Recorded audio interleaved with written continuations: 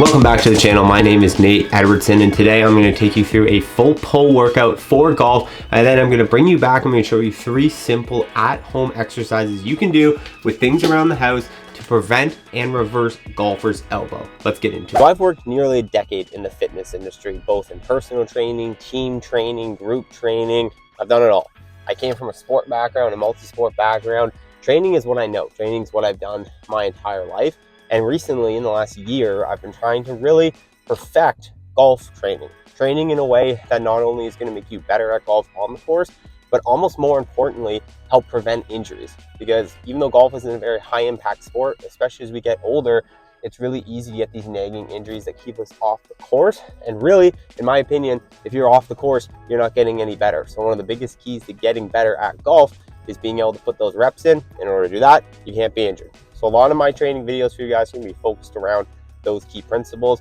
Today we're headed to the gym to hit a pull workout. All of my movements are tailored specifically to benefit you on the course, to make you overall fit, but also better on the course. So let's get into the gym. All right, ladies and gentlemen, welcome to the gym.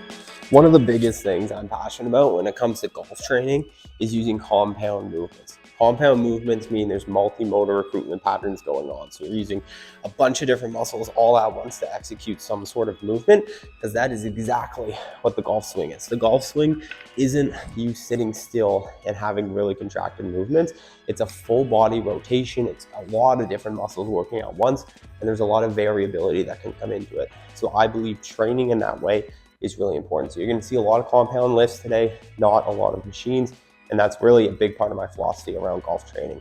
Starting a pull day today, we're going to start with the deadlift. The biggest thing you want to see with the deadlift is setting up with a nice flat back. So you should never be pulling the bar with your back rounded or lifting the bar really far in front of your shins. So when you address the bar, come up, get your laces, the knots of your shoelaces directly underneath the bar. You're going to come down with a flat back, grab it just outside shoulder width.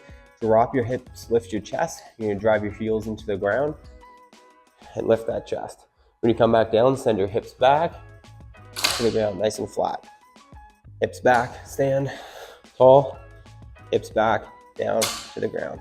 Hip back, stand tall, down to the ground. Okay, so I'm not squatting and pulling the bar around my legs. I'm keeping this nice angle in my back legs. Feeling a lot of tension in the hamstrings throughout the movement, and I'm lifting and pulling. You guys will also notice I'm going double overhand grip. You can mix grip if you want, but if you are mix gripping, make sure you're changing arms. Otherwise, it's going to overstress one bicep tendon. And if you're mix gripping, make sure you're not bending your arms. I like double overhand. It makes the grip stronger and it keeps the arm straighter, but there's nothing wrong with mixed grip either.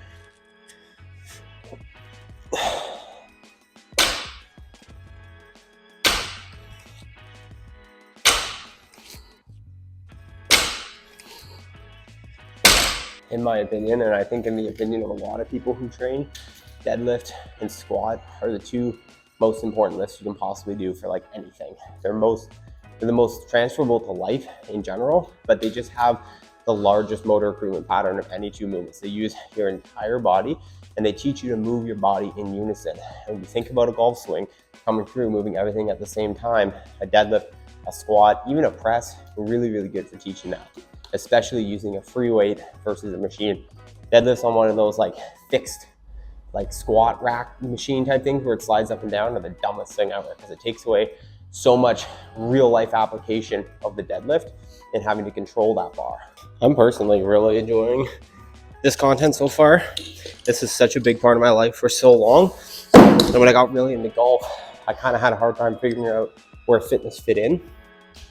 But over the last year, having really tried a bunch of different things and kind of trial and error to myself, I feel like I've kind of figured it out a little bit. So I think I'd really enjoy making more of this for you guys if you want to see it. So be sure to drop a comment down below, hit that like button if you guys want to see more of these fitness style videos. All right, last set, 275.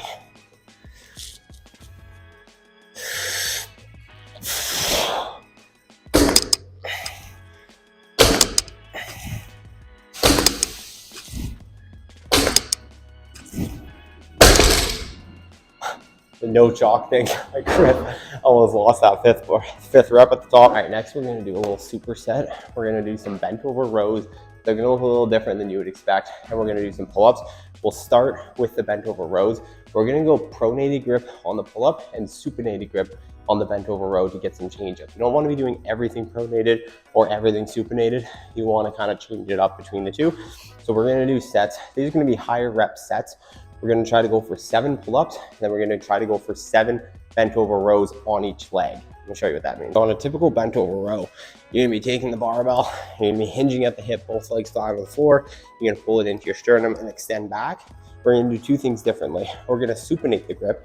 So we're gonna take our hands underneath the bar, and then we're gonna send one leg back, and we're actually gonna balance on one leg. So we'll send our right leg first back, nice flat back, and we're gonna pull that bar into the sternum and back down, into the sternum, back down. You're trying to track your elbows back behind you and then forward. And I don't want a lot of jerking. I don't want you having to hinge a lot. I want you to be really solid, pull in, pull back. The reason for the one leg is because in golf, balance is a huge part of it. So when I'm doing these compound lifts, especially lighter, higher rep stuff, if I can add in a balance component, I will, because it makes it more applicable to golf.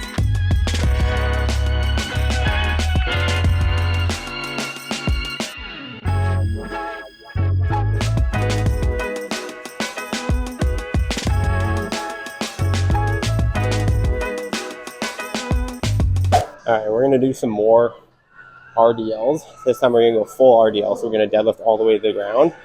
We're gonna use dumbbells for it though, to keep the instability up.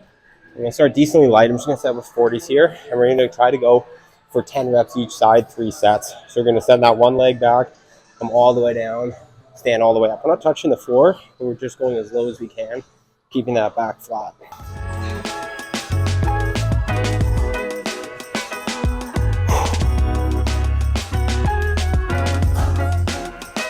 Definitely want to be an arms day without finishing off with some good old-fashioned curls.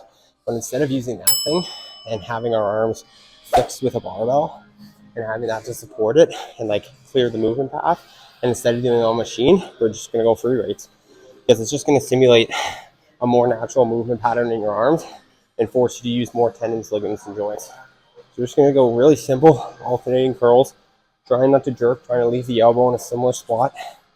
10 per arm, 20 total, 3 sets.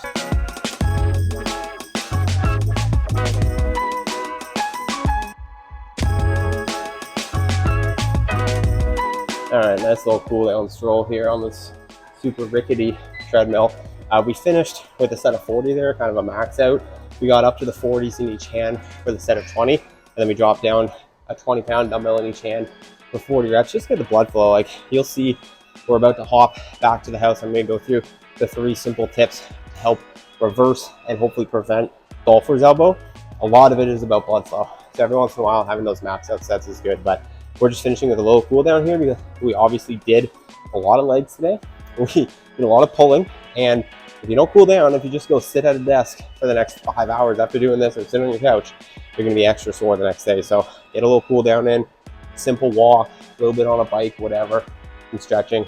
You're still gonna be sore the next day. That's gonna greatly increase your risk of not being crippled for a week. All right, ladies and gentlemen, now 3 simple tips to help prevent or reverse golfer's elbow. I get pain in the elbows if I don't do this, probably weekly basis. It's something I'll do thrown at the end of a training session like today, and it's something you guys can incorporate too. You can do it at home. It's super simple. All you need is a band, any type of rubber band to start, and then somewhere to hang from. We're gonna get to that in a second. Step 1, we're gonna do banded curls. So everything we're gonna do today with the band is gonna be 3 sets of 30. So you're just gonna go about shoulder width with your feet. You're gonna get your hands to the end of the band so it's super loose. You do not want a lot of tension here. You're not trying to make it so you have to hard.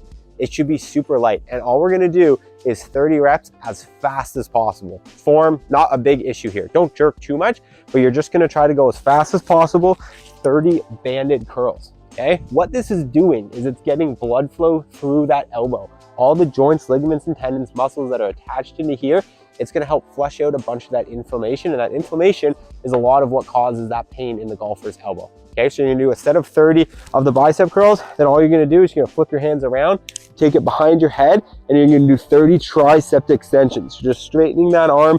Same thing though, super light, super fast. If it's too hard for you overhead to do 30 reps unbroken, just drop down to your knees. Put the band underneath your knees and do it from your knees.